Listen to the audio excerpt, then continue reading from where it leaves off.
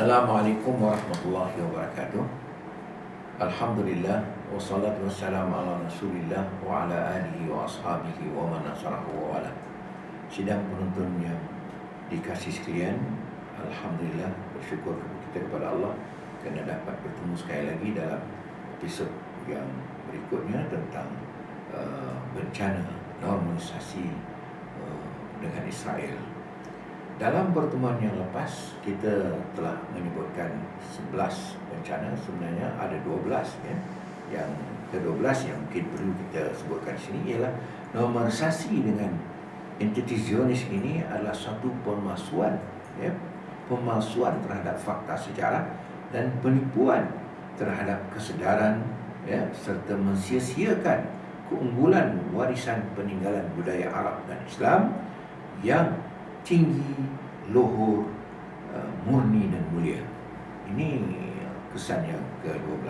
Jadi tak apalah, dan apa yang kita perlu sebutkan pada pertemuan sekarang ini adalah langkah-langkah dan strategi untuk menghadapi normalisasi. Apakah langkah yang strategik yang patut kita buat? Memandangkan betapa seriusnya kesan dan komplikasi normalisasi ini adalah perlu untuk kita semua menangani fenomena ini dalam semua bentuk dan hujahnya, baik di Palestin maupun di negara-negara Arab dan Islam ya. Terutama di negara-negara yang mempunyai hubungan diplomatik, ekonomi dan keamanan dengan entiti Zionis Israel. Dalam konteks ini, sidang penonton sekalian, kita sepatutnya sedar ya, bahawa penentangan terhadap normalisasi ya, adalah tanggungjawab syar'i ya. Tugas yang sah dan tanggungjawab kemanusiaan dan peradaban yang terletak di pundak ya, segmen masyarakat Arab, Islam dan ya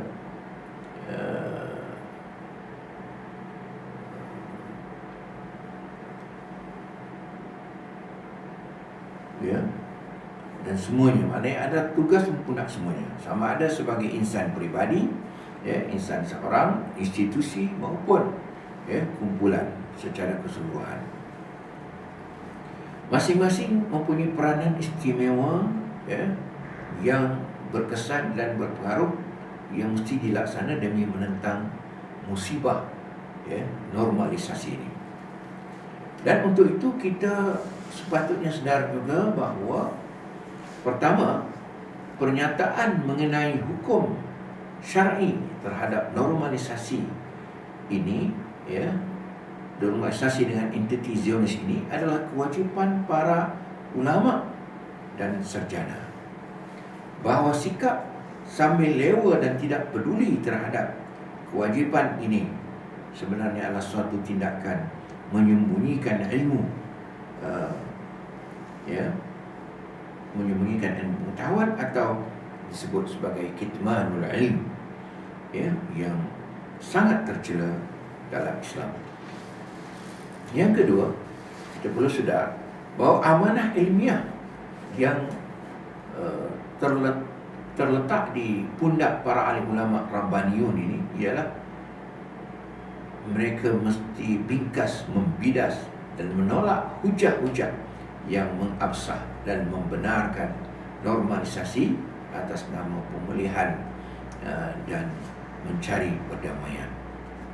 Yang ketiga, kita perlu tahu melawan, menentang projek Zionis dan meninggalkan perjanjian songsang dengan musuh adalah tanggungjawab penguasa dan pemerintah negara Arab dan Islam demi memelihara akidah syariah ummah dan rumah-rumah ibadat serta tempat suci mereka. Yang keempat, kriminalisasi atau menjadikan normalisasi dengan intizionis ini sebagai suatu kejahatan dan kesalahan di sudut undang serta menyoal siasat golongan penerima normalisasi ini serta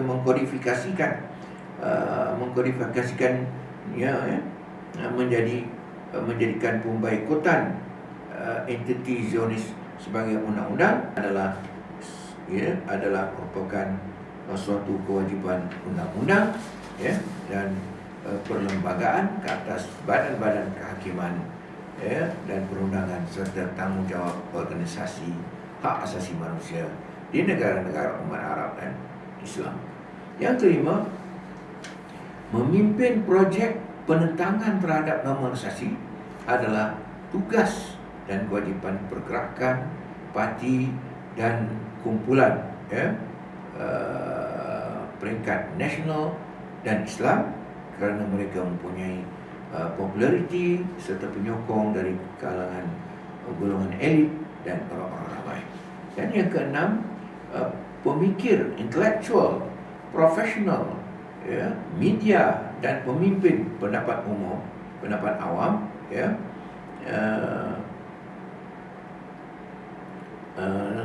sama ada individu maupun institusi wajib mendedahkan keburukan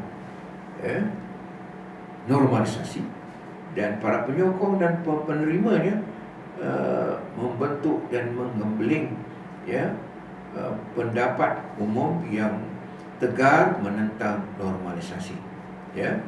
Maknanya ini tugas pemikir intelektual dan juga golongan ulama. Yang ketujuh, masyarakat Arab dan Islam serta golongan minoriti Muslim di luar negara juga mempunyai tugas besar untuk melawan entiti Zionis ini dan tidak mengajukan sokongan kepada mereka. Yang ke-8, golongan pemuda mesti menjadi pelopor menentang normalisasi dengan Zionis dengan apa jua cara yang sesuai dengan daya dan tenaga mereka. Yang ke-9, pembentukan pendapat umum di kalangan wanita yang menolak normalisasi serta memelihara identiti bangsa, umat dan rumah atau tanah suci mereka adalah merupakan juga tugas kaum wanita. Jadi kaum wanita tidak hanya berdiri tanpa tugas.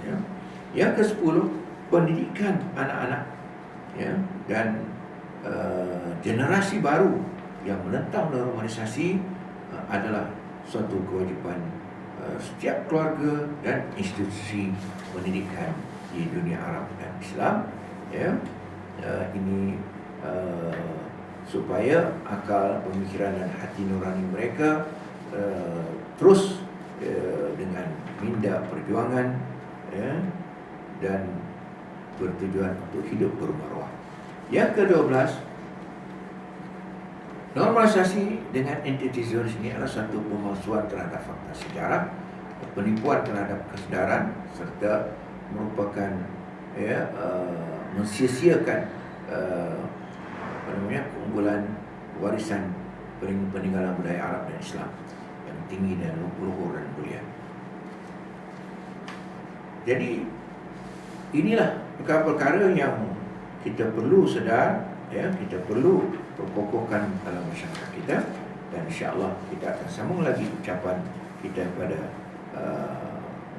episod yang berikutnya. Billahi taufiq. Wassalamualaikum warahmatullahi wabarakatuh.